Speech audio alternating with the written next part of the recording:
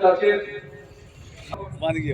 আয়ুক্তি মন্ডল মহাশয়কে কিছু বলার জন্য আহ্বান করছি।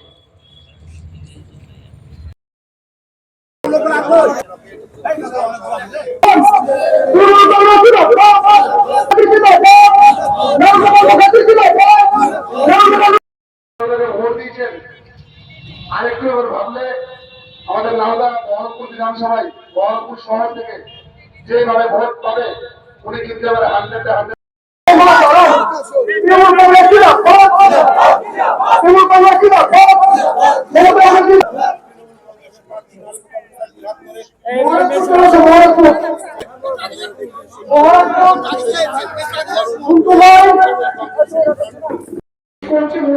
প্রত্যেকটা ভোটারে যারা মেনলি যারা কর্মী আর কি তাদের লিস্ট করেছে, আমরা সবাই লিস্ট করতে পারিনি, তাদের সঙ্গে 100-150 আজকে থেকে বেশি আজকে সমস্যা হয়েছে, যেটা অবশ্যই উত্তরপ্রদেশ, গুজরাট এবং মহারাষ্ট্র।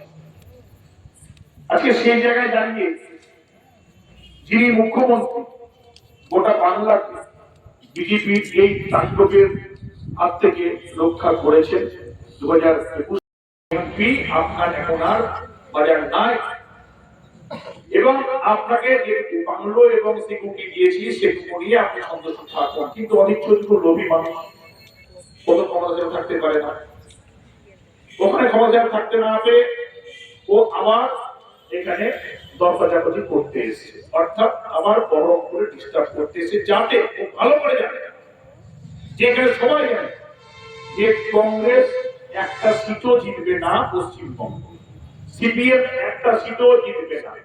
মমতা ব্যানার্জির সঙ্গে লড়াইটা বিজেপি, মমতার সঙ্গে লড়াইটা শুভেন্দু অধিকারী, নরেন্দ্র মোদী, অমিত শাহ। তাহলে অধীর কি জন্য দাঁড়াতে গেল এটা বুঝতে হবে। অধীর চৌধুরী একা জিতে আপনার মনে হয় বহরমপুরের কথা, আপনার মাইনরিটি সমাজের কথা, সার্বিক ডেভেলপমেন্টের কথা ও বিধানসভায় গিয়ে বলবে? মনে হয় বলবে? যে 25 বছরের সাংসদ থেকে সব থেকে বিজেপি আসার পর 2014 থেকে 2024 পর্যন্ত সব থেকে মুসলিম সম্প্রদায়ের মানুষ বেশি অত্যাচারিত হয়েছিল কোন জায়গায়? উত্তরপ্রদেশে। তারপর কোন জায়গায়? গুজরাটে। তারপর কোন জায়গায়? রাজস্থানে। তারপর কোন জায়গায়? মধ্যপ্রদেশে। অ্যাকচুয়ালি গুরুদাসপুর জীবিত তো আগে থেকে শক্তিশালী আছে তৃণমূল কংগ্রেসের হয়ে, এবং আজকে 3টে যে বুথ থেকে আমরা যোগদান করলাম, প্রায় 400 ঊর্ধ্বে হবে।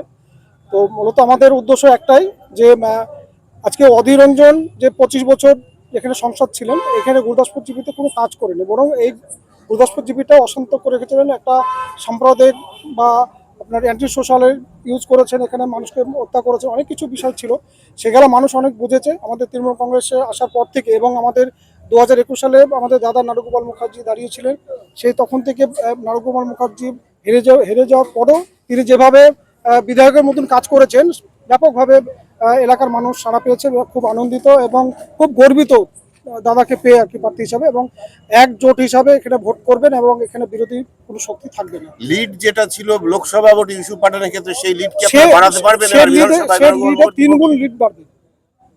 আমাদের 4000 লিড ছিল লোকসভাতে, গত বিধানসভাতে প্রায় 8300 লিড ছিল, এবার প্রায় 10,000 কাছাকাছি আমাদের লিড হবে। জয়ী হয়, আর এটা নিশ্চিত যে আমরা বিধানসভায় নেক্সট আমরা নারুদাই আসছে।